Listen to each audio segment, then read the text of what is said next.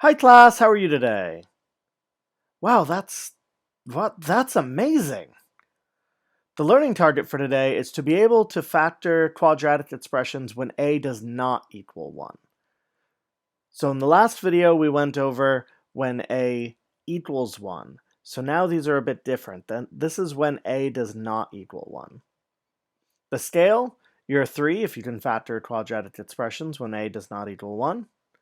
You're a 2 if you can factor quadratic expressions when a does not equal 1 and the other terms are divisible by a. So that means you can pull out a GCF like we did a couple videos ago. You're a 1 if you can factor quadratic expressions when a equals 1. So if you can do what we did in the last video. And you're at 0 if you cannot factor any quadratic expressions. Let's get started. Okay, so just like I mentioned in the scale,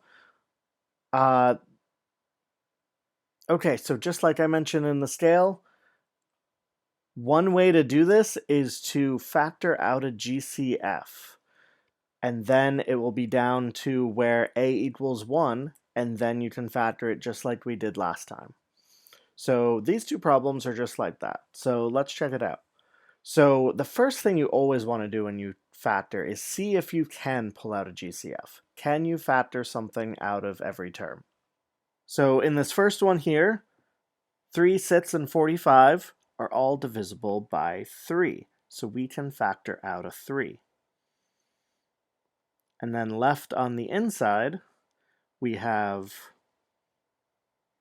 x squared plus 2x, because 6 divided by 3 is 2, minus 15, because 45 divided by 3 is 15. And now this looks, if you ignore the 3 in front, just like what we were doing last time. So we say, okay, what are the factor pairs of negative 15? And one good thing to always look at is this middle sign here. If it's a plus, that means the positive number is going to be the bigger one. So that means we've got negative 1 and 15, negative 3 and 5. Of those two, it's this one here that works. So we say x minus 3, x plus 5. And that 3 from before comes right back. And this is our answer. So it's got to be factored completely. So we need to make sure to factor out that 3 at the beginning and then continue to factor. And this will make it much easier on you because if you don't, you'd have to factor it in the way we do in the nets method, which takes a bit longer. So this is actually the way you always want to go if you are able to factor out a GCF. So for this next one, very similarly, 4, 12, and 8 can all be divided by 4. So we throw the 4 out in front, and we're left with x squared plus 3x plus 2. And here the only factor we have is 1 times 2. That's the only factor pair. So that means x plus 1, x plus 2. And yes, you do have to check to make sure 1 plus 2 equals 3. If that was, say, a 4 in the middle, and this was still the 2, that would not be factorable. So in this case, we've got 1 plus 2 is 3, so we factor it out, and then throw the 4 in front. That 4 needs to stay there. Don't forget about it, even though you don't use it until the end, but it's still got to be there. And that's our answer. All right, so now this is where it gets a bit more difficult. This is going to take a few more steps than we've done at all before. So first thing we're going to do is, instead of just looking at the numbers that multiply to give us c, we need to look at the numbers that multiply to give us a times c. So we're looking for a times c, which in this case is 2 times 15, which is 30. So which two numbers will multiply to 30 that will add to 13? It's still B, it's still the same thing we were adding to. This time we're looking at A times C. So for 30, we have 1 times 30, 2 times 15, 3 times 10, and right there I see 3 plus 10 is 13, so this is the one that we're looking for. So now we rewrite this polynomial, and instead of factoring it, we have a few more steps to go. We have to rewrite it. We still have the 2x squared, but now we're splitting up this middle term. We're splitting up 13x into 3x plus 10x, and then the plus 15 is there as well.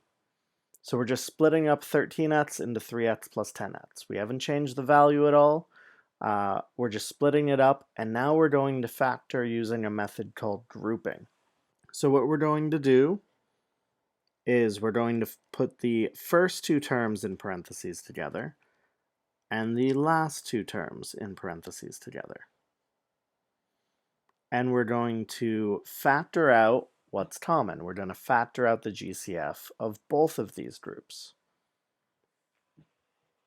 So in the first two terms, 2 and 3 don't have a GCF. So the only thing we can factor out is an x, because we have x squared and we have x, so we can take out an x.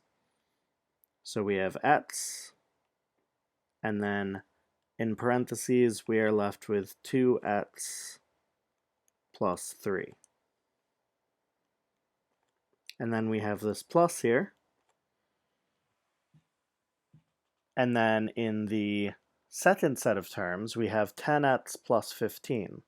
So 10 and 15 have a GCF of 5. And we can't take out any x's because 15 doesn't have an x. So we're left with 2x plus 3. And when you do this, one thing that will always happen, this will happen every time, is that we have 2x plus 3 here and 2x plus 3 here. We will always, always, always have the same term in parentheses on both. If you don't, then something went wrong somewhere. And that's one way that within your work you can see whether you did it right or not, because if you get a different term, then you did something wrong, and something went wrong and you just need to go back and fix it. So, since we have 2x plus 3 and 2x plus 3, we can factor out that 2x plus 3. So it's just like factoring out any other term, but this time it's a binomial we're factoring out. So it can get a little bit confusing. So we have 2x plus 3, and then when we get rid of the 2x plus 3, what we have left is what's in the other set of parentheses. So if we get rid of this 2x plus 3 and get rid of this 2x plus 3, what we have left is x plus 5. So x plus 5. And this is our answer. And just like in the past, you can always multiply this out to make sure you did it right, but that is our answer. All right, for the second one, it's going to be a lot of the same stuff, but there's one thing that we'll need to pay attention to. But we follow the same steps. So we're looking for A times C, so we're going to take 24 and find the factor pairs of 24. Do remember that we have a negative here. So that means all of our factors are going to be negative, because this was positive, so they're going to be the same. So we're going to have negative 1 and negative 24, negative 2 and negative 12. I just always like going up from 1 and just keep going. and then just keep going until I find one that works. And in this case, I found one that works pretty early, -2 and -12. So I split that up. So I have 3x squared minus 2x minus 12x plus 8. And now I group. However, this is where the change goes. Notice I have a negative here. Before I group, I need to change this into a plus. So I need to change this into plus negative 12x. And then I can put the parentheses around. So that is a negative 12x. Then I factor out the x, because 3 and 2 don't have a GCF, so I factor out an x. And what's left inside is 3x minus 2. And then notice the negative is in front. Whenever you have that negative in front, you need to factor out the negative. So we want this back into minus. So we're going to factor out the negative, and we're factoring out 12 and 8 have a GCF of 4, so -4. So -12 divided by -4 is 3x, and then 8 divided by -4 is -2. Make sure you bring that negative along with it. It's factoring out of both. And that makes it so we have 3x minus 2 on both of these. If you're ever doing it and you don't end up with exactly the same one in both parentheses, then maybe you went wrong in that sign. Maybe you forgot to pull it out. Maybe you forgot to factor it out of both. Something. So just always make sure to check that. Then we factor out the 3x minus 2. And what's left is everything that's not in parentheses. X minus 4. And as always, you can always multiply these out to make sure you did it right. But that is the answer.